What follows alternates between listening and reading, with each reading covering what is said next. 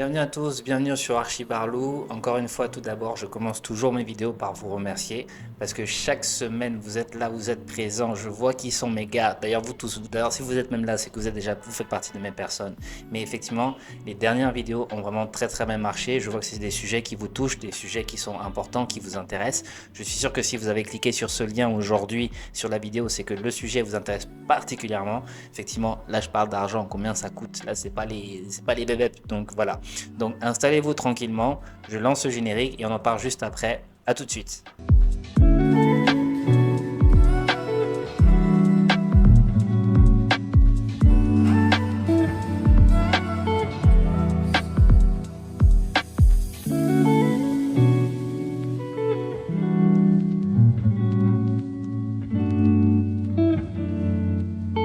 Je suis Jérémy Barlin, je suis architecte des ESA formé à Paris.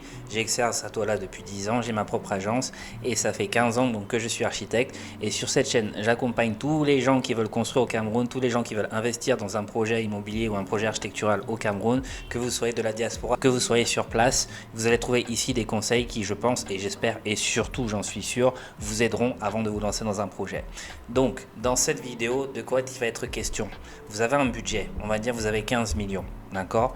Et vous vous demandez avec 15 millions, qu'est-ce que je peux faire concrètement? Qu'est-ce que je peux construire? Sur cette vidéo, je vais vous accompagner pour voir étape par étape ce à quoi vous pouvez aspirer avec un tel budget et quels vont être vraiment les coûts incompressibles et ce dont il faudra tenir compte pour justement réaliser votre projet. Je pense que c'est un sujet qui touche beaucoup de personnes. Il n'y a qu'à regarder encore une fois par la fenêtre.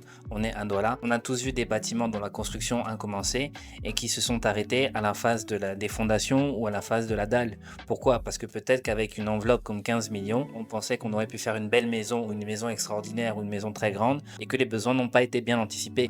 Attention, je ne dis pas que 15 millions c'est pas l'argent, hein. Vraiment, je dis pas ça. Mais quand même, comme je vous l'ai dit, le coût d'un sac de ciment, c'est le coût d'un sac de ciment. C'est pas comme au marché où tu viens, tu négocies les avocats.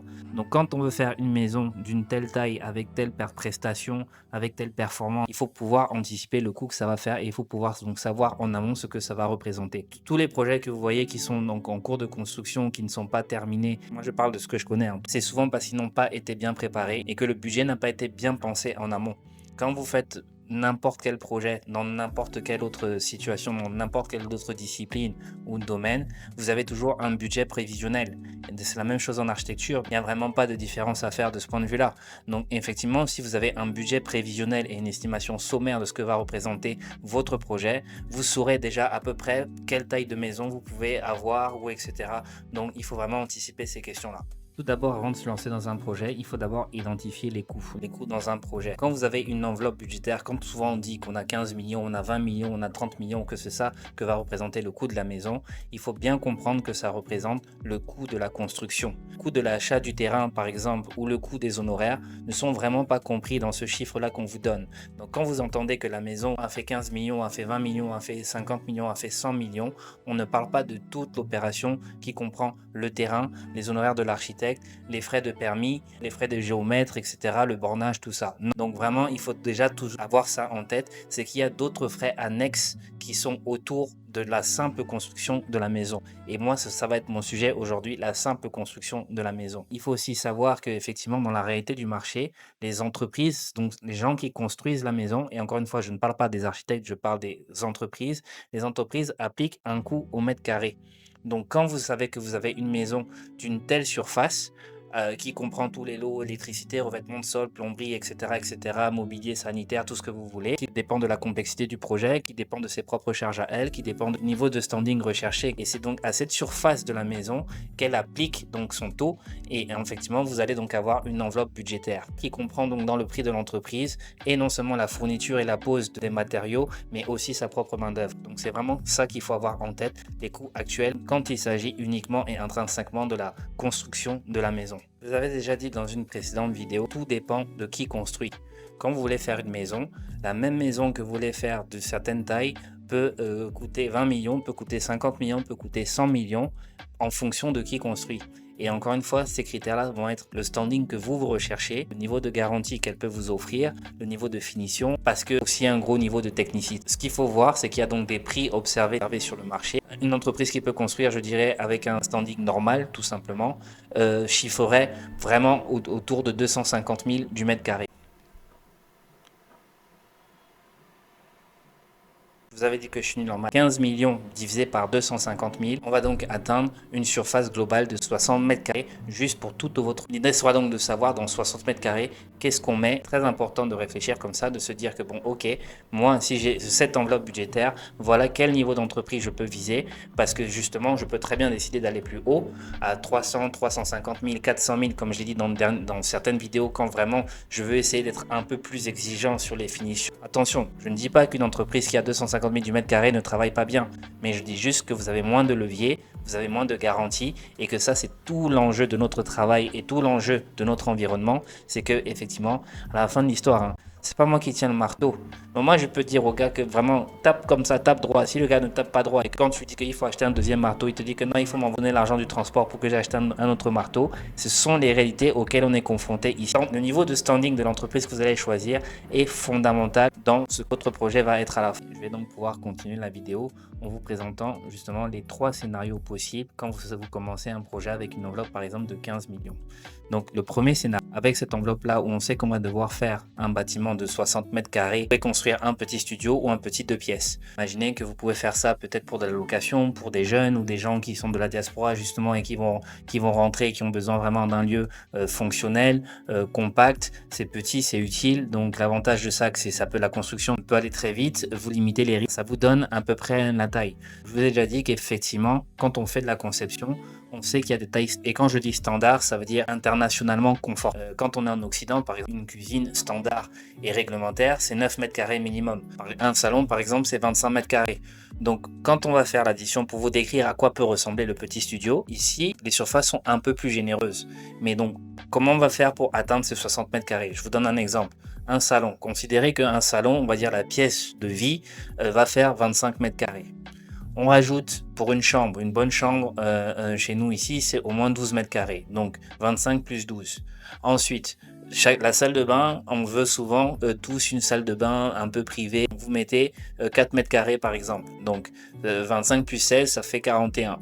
Maintenant, vous dites que bon, 60 mètres carrés à couvrir. Dans les 60 mètres carrés, est-ce que vous rajoutez une autre chambre ou vous faites un espace cuisine? Ou alors l'espace cuisine est compris dans les 25 mètres carrés du séjour. Donc ça va réduire peut-être le séjour et vous allez avoir peut-être une cuisine américaine ou quelque chose comme ça, une cuisine ouverte pour que l'espace puisse rester ouvert.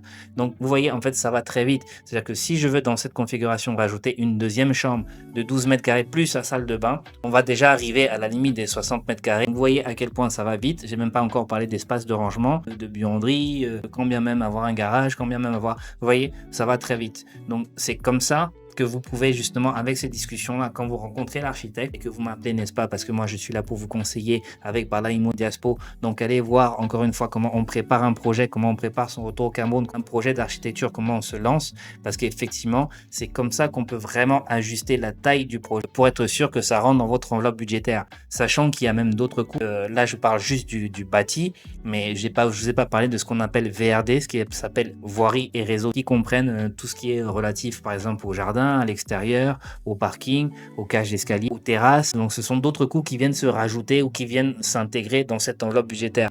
Donc c'est comme ça qu'on ajuste un peu vraiment le budget pour savoir vraiment à la fin de cette étude-là, vous saurez que ok, moi j'aurai une maison avec 2 chambres, une cuisine américaine, un salon, une terrasse, etc., etc. Et vous connaîtrez déjà en avance toutes les prestations de la maison avant même de l'avoir vu à quoi elle ressemble. Le scénario 2, c'est vraiment la maison évolue. En fait, souvent quand on veut commencer un projet, on se freine parce qu'on n'a pas toute l'enveloppe pour finir le projet et pour faire tout le projet qu'on a. Parfois on veut faire vraiment la maison de ses rêves ou un immeuble de X étages, mais on ne peut pas parce que on considère qu'on a une enveloppe très petite, ce qui est la plupart du temps vrai. Donc quand c'est comme ça, vous pouvez tout de suite vous mettre en tête d'être plutôt dans une stratégie différente, d'avoir l'approche de faire une maison évolutive. Et une maison évolutive, c'est quoi? C'est une maison qui prévoit dans sa conception déjà le scénario où peut-être vous allez peut-être augmenter la surface de la maison, mettre un étage, mettre 2 étages, mettre 3 étages, mettre X étages, mais il faut effectivement déjà avoir ça en tête. Vous pouvez avoir un projet, par exemple, vous dites bon, je vais faire un immeuble de location, mais je je vais le faire d'abord sur un étage pour voir comment ça prend et peut-être ensuite, quand je vais réussir à louer le premier étage, je ferai peut-être son pendant juste à côté parce que j'ai un terrain suffisamment grand où j'augmenterai un étage par-dessus, mais il faudra aussi anticiper le fait que si effectivement il y a déjà des gens qui vivent dessus, comment ça va se passer quand vous allez faire les travaux, etc. Donc il y a aussi toute cette coordination et tout ce pilotage à anticiper et à prévoir, mais également aussi il y a tout ce qui est la charge, tout ce qui est vraiment les fondations où il faut prévoir tout de suite, il faut déjà savoir en amont vers quoi vous allez aller comme bâtisse à la fin et c'est pour ça que l'image finale du projet elle est importante. C'est pour vous dire que si vous savez que vous allez aller jusqu'en R+3, mais quand vous commencez avec vos 15 millions, vous commencez par faire des fondations de R qui vont accueillir un R+3, même si vous voulez commencer par un R+1. Et effectivement, quand on a déjà ce scénario en tête, mais effectivement, on voit comment vont être répartis les coûts de ces 15 millions-là et combien vont être absorbés par les fondations qui peuvent accueillir un R+3 et jusqu'où on peut aller. C'est là qu'on voit quelle peut être la stratégie la meilleure, si c'est de faire de la location comme dans le scénario 1 ou de dire bon, je veux absolument pouvoir faire un R+3. D'accord, tu veux faire un R+3, mais comment tu finances donc la fin du rez-de-chaussée, l'étage 1, l'étage 2, l'étage 3, en combien de temps, en timeline, etc. Donc c'est vraiment aussi cet accompagnement et cette réflexion que le fait de vous faire accompagner peut vous apporter. Parce que souvent, on peut avoir des idées, mais il y a toutes ces réalités auxquelles on est souvent confronté. Et parfois, les gens construisent et disent, bon, ok, je vais faire le R+1. Donc, mais après, sur le tard, quand on se dit, ah, mais ça marche bien, peut-être que je peux augmenter les étages. Oui, d'accord, mais est-ce que tu maîtrises les fondations qui ont été faites? Refaire un sondage, de sonder les fondations et refaire de la reprise en sous-œuvre, c'est parfois même plus cher que de partir complètement de zéro. Donc, encore une fois, ce scénario, il est stratégique, mais il doit être fait de façon bien ordonnée et bien pensée pour que vous puissiez en tirer tous les bénéfices. Donc le scénario 3, je dirais qu'il est un peu hybride, parce que j'ai dit dans le scénario 2. Effectivement, ce qui est important aussi, c'est de pouvoir prévoir votre projet, de pouvoir vous visualiser, de pouvoir vous projeter non seulement dans l'esthétique, dans ce à quoi il va ressembler, mais dans les surfaces et surtout dans les coûts. Vous pouvez très bien vous dire que, ok, moi je vais peut-être aller un peu moins loin que dans le scénario 2, et vous pouvez justement vous dire, bon, je vais consacrer une petite partie à l'étude, au conseil, et monter un dossier architectural pour vraiment savoir comment seront répartis les coûts, et je vais donc faire tout le dossier architectural et peut-être ensuite trouver du financement pour vraiment savoir où vous allez. Peut-être que finalement mon projet il est trop ambitieux ou que je vais pas faire comme ci ou je vais pas faire comme ça, parce que vous aurez déjà au moins le dossier architecture qui va un peu grignoter ce budget, mais au moins vous aurez encore une enveloppe assez conséquente pour pouvoir faire d'autres choix et vous dire que peut-être le projet va évoluer ou réfléchir autrement, et peut-être que le projet va évoluer ou peut-être qu'il vous servira de base pour chercher un autre financement ailleurs pour pouvoir justement construire votre projet directement de rêve sur la base de ce dossier architectural qui a été produit. Donc c'est pour ça qu'il est un peu hybride, parce que là, souvent, et ça m'arrive souvent de ce genre de scénario, où les gens veulent plutôt avoir un dossier architectural et qu'ils investissent sur les études, et que c'est sur la base de ce dossier-là qu'ensuite ils peuvent solliciter d'autres types de financement qui leur permettent de construire le projet final directement. Vous avez plusieurs approches, mais je dirais que la clé de tout ça, une fois de plus, je ne vais pas être original, c'est de se faire accompagner par les professionnels. J'espère que le propos vous reste accessible. J'essaye vraiment d'aller assez vite, parce que vraiment, moi, je vous ai dit, je suis l'architecte bavard. Si je commence à détailler chaque point, on n'a pas fini. Et vous savez que quand mes vidéos de la durent 25 minutes, c'est que j'ai synthétisé. Donc vraiment, merci déjà de rester jusqu'au bout. Pour ceux qui restent jusqu'au bout, du courage. Donc voilà. Donc si vous voulez avoir encore plus de détails, contactez-moi et surtout likez, partagez, parlez-en, sollicitez-moi par message comme je vous l'ai dit, ou par message, par commentaire, etc. Ça me donne encore plus de matière pour pouvoir vous accompagner et ça me donne un peu encore une approche de savoir comment décliner mon propos, le détailler, le synthétiser, etc. Donc je vais continuer en vous parlant des pièges à éviter. Je vais encore en citer 3 qui sont les 3 plus fréquentes qui sont rencontrées. Le premier piège, je pense que c'est le piège dans lequel 90% des maisons qu'on voit là dehors sont tombées, à savoir construire sans plan clair. En fait, il faut savoir qu'un projet d'architecture est très énergivore. Il est énergivore en temps, il est énergivore en matière, il est énergivore en énergie et du coup il est énergivore en argent. Donc si on ne fait pas attention, ça peut tout de suite être un gouffre financier parce qu'il faut toujours combler une brèche qui se fait de l'autre côté. Pendant qu'on comble une brèche de ce côté, il y a une autre qui vient de l'autre côté, etc. Donc si on n'a pas prévu, peut-être on a fait les murs, mais qu'on n'a pas, on ne s'est pas occupé de l'étanchéité parce qu'on se dit que bon, on attendra ça après, les murs vont commencer à pourrir parce qu'ils vont prendre l'eau et vice versa. Donc il faut toujours penser à un plan, même si vous voulez phaser votre projet. J'en ai déjà parlé plusieurs fois dans plusieurs vidéos et c'est vraiment possible de le faire. Même ce phasage-là et surtout ce phasage-là doit être organisé pour que vous ne soyez pas obligé de refaire la même chose à chaque fois. Parce que quand vous construisez sans plan clair, vous vous dites, bon, j'ai réussi à réunir telle somme, je me lance et ça va sortir comme ça va sortir. C'est justement là que vous allez vous rendre compte que vous allez devoir essayer de boucher les trous, de combler les brèches, etc. Et que finalement, cette enveloppe que vous avez de départ va très vite être absorbée. Le deuxième piège, je peux les citer, hein, Instagram, Pinterest, Google Images, tout ça. Quand vous tapez maison de mes rêves sur Google Images, sur Instagram, etc., c'est un peu comme si vous tapez comment avoir un summer body en 17 jours quand on est le 30 juin et que vous calculez en fait votre été le 15 juillet. Non, vraiment, c'est se faire du mal. Laissez ça. Vous pouvez très bien être inspiré par des images, par des idées, etc. Mais si vous voulez copier exactement les plans d'une maison, chaque projet est propre parce que chaque projet a ses contraintes. Chaque projet a ses contraintes de sol, il a ses contraintes de voisinage, il a ses contraintes de règles d'urbanisme, environnementales, etc. Et qu'un projet que vous allez voir qui sera peut-être au Japon, en Inde, aux États-Unis, en Côte d'Ivoire, ou etc., ne sera pas le même projet qui sera à Douala, qui ne sera même pas le même projet qui sera à Yaoundé. Parce que comme je vous l'ai déjà expliqué, même dans ma vidéo sur le fait de construire à Yaoundé et sur le fait de construire à Douala, vous voyez que toutes ces contraintes environnementales notamment, mais aussi administratives et autres, font que vous ne retrouverez jamais le même projet deux fois. Donc si vous voulez copier le plan d'une maison, même en fonction de la taille, vous allez voir que par exemple au Japon, on ne vit pas comme on vit ici au Cameroun. Ici au Cameroun, on ne vit pas comme on vit en France. En France, on ne vit pas comme on vit ailleurs. Vous voyez.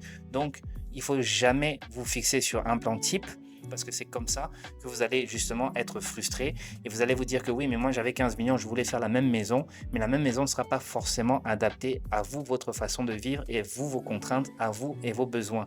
Donc, encore une fois, c'est cet entretien préalable que vous allez faire avec l'architecte, en tout cas la personne qui va vous accompagner, où vous allez vous-même prendre conscience quels sont réellement vos besoins, quelles sont vraiment vos priorités à vous, quelle est votre façon de vivre. Il y a des gens qui vont prioriser, qui vont avoir besoin d'un grand espace intérieur pour respirer, d'autres qui vont préférer avoir peut-être un espace un peu plus modeste, mais avoir vraiment un grand jardin, etc. Ou d'autres qui vont se dire, moi je m'en fous du jardin, je veux vraiment occuper toute la parcelle, ce qui n'est même pas possible et légalement normalement faisable. Donc ne tombez pas dans ce piège-là, parce que c'est comme ça qu'on reste bloqué avec des idées arrêtées et qu'il faut pouvoir trouver la nuance entre s'inspirer et vraiment prendre un plan qu'on veut copier et qu'on veut reproduire, parce que je pense que c'est vraiment s'enfermer dans quelque chose, en tout cas qui ne pourra apporter que beaucoup de frustration. Donc enfin, le troisième piège, c'est de négliger les frais invisibles. Comme je vous l'ai dit en début de vidéo, quand vous savez que vous avez 15 millions pour construire votre maison, ces 15 millions peuvent être absorbés très vite dans plein d'autres choses que dans la simple construction de la maison si vous ne faites pas attention. Donc là, on va considérer que les 15 millions sont vraiment consacrés à la construction de la maison. Mais il y a des frais que ça ne comprend pas. Il y a les frais du permis de construire. Il y a les frais des raccordements possibles, de la viabilisation du terrain si vous ne l'avez pas déjà fait. Les frais même peut-être du géomètre qui doit mettre des bornes sur votre terrain si ce n'est pas déjà fait. Il y a les frais de la communauté urbaine quand ils viennent sur le terrain pour faire un plan masse qui va lui être constituant vraiment du dossier du permis de construire. Il y a les frais des études de sol qu'il faut faire en amont, et je l'ai dit et je vous ramène à ma vidéo sur les études de sol, très important, les études de sol qu'il faut faire en amont d'un projet. Et souvent le coût dépend du nombre de points qu'on fait sur le sol, de la surface du sol, de la complexité. Je n'ai même pas encore parlé des honoraires de l'architecte. Donc là, imaginez-vous donc que pour faire un projet avec 15 millions d'enveloppes, vous pouvez retrouver, je sais pas, avec un projet global qui vous coûtera 20, 22 millions ou peut-être plus, ou peut-être moins, je ne sais pas, parce que j'ai pas encore calculé, je vous ai dit que je suis nul en maths.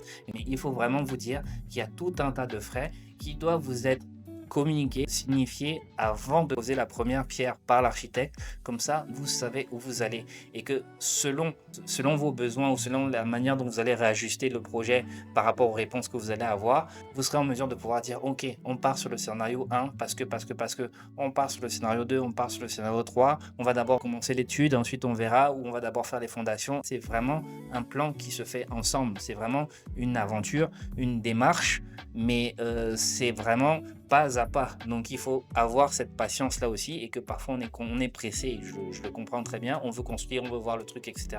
Mais ça se passe pas toujours comme ça, et que effectivement quand on va pas à pas, c'est le meilleur moyen pour anticiper et ne pas aller dans le vide. Donc que va vous apporter cet accompagnement? Je dis toujours, faites appel à un pro, faites appel à un pro. C'est bien beau, mais il faut savoir concrètement maintenant ce que ça vous apporte. Comme je l'ai dit plusieurs fois, le programme c'est le cahier des charges. Quand vous commencez un projet, ok, souvent vous dites, ok, je veux ça, je suis allé prendre la maison, là, je veux la même maison. Ça, c'est pas un programme, justement. L'erreur que beaucoup d'entre vous font, justement, c'est de considérer que de voir une maison comme ça et dire je veux le plan de cette maison est un programme. Parce que après, même si on reproduit le même plan, quand vous allez commencer à pratiquer la maison, vous allez voir que le chantier avance, vous allez dire, au fait, est-ce que vous avez quand même prévu le coin pour mettre le groupe électrogène? Est-ce que vous avez quand même prévu un coin pour savoir s'il y a une deuxième place de parking? Oui, mais la maison ne prévoyait pas ça. Et là, vous allez dire, mais attendez, c'est vous qui êtes architecte, c'est votre travail de prévoir ça. Donc, même si moi, je n'y pense pas, ça ne marche pas comme ça. Donc, se faire accompagner par un professionnel, c'est qu'il va faire, il va vous soumettre un questionnaire, comme le questionnaire que je vais vous mettre ici en description. Donc, je vous invite, si vous avez même une réflexion, à le remplir. Comme ça va vous permettre déjà à réfléchir à votre projet. Et ensuite, quand vous aurez le programme, vous serez donc en mesure d'avoir un plan chiffré, cadré, structuré, de façon donc professionnelle. N'ayez pas peur de commencer petit, parce que même si ça vous paraît petit, moi 15 millions, c'est pas comme si j'ai 15 millions tout de suite, là je dis que je vais construire dehors, hein, etc. Donc il n'y a pas de petits projets, il n'y a pas de petites démarches, il n'y a pas de petites entreprises, mais il y a des entreprises bien pensées et il y a des entreprises qui sont des gouffres financiers parce qu'elles ne sont pas préparées, elles ne sont pas structurées. On a un défaut chez nous, je ne sais pas si c'est un défaut ou pas, mais c'est comme ça. Souvent, on veut faire la même maison que le voisin. On veut faire la maison un peu plus grosse que celle du voisin. On pense souvent que le confort égale la taille, que plus vous avez une grande maison, plus vous êtes confortable. Ce n'est pas forcément vrai. Vous pouvez avoir une très grande maison, mais vous ne savez pas comment la meubler. Souvent, on a des maisons où il y a 2 salons et finalement, on se rend compte qu'on n'utilise qu'un salon parce que la maison est tellement grande qu'elle ne tient pas compte vraiment de la façon dont vous vivez dans la maison. Donc, le confort n'est pas forcément synonyme de grand. Ce qui est important, c'est d'avoir un projet qui est bien pensé, qui est bien structuré, et aussi bien administrativement que dans sa conception, que dans le plan qui est mis en place pour que vous puissiez arriver à la fin et à votre projet. Donc encore une fois, n'hésitez pas à liker, à partager, à comment on a atteint les 200 abonnés il n'y a pas très longtemps. Et là, d'un coup, en 2 vidéos, on est bientôt déjà à 250 comme les blagues. Et là, je vous dis ça en temps réel, on n'est que samedi, donc moi, je ne sais pas comment ça va être, etc. Mais donc voilà, donc continuez à partager, liker. Merci beaucoup, tout ça, ça fait trop plaisir. Comme je vous l'ai dit sur Archi Barlou, on parle d'architecture en toutes les contractions, vous avez vu. Mais sérieusement, on fait ce qu'on a à faire.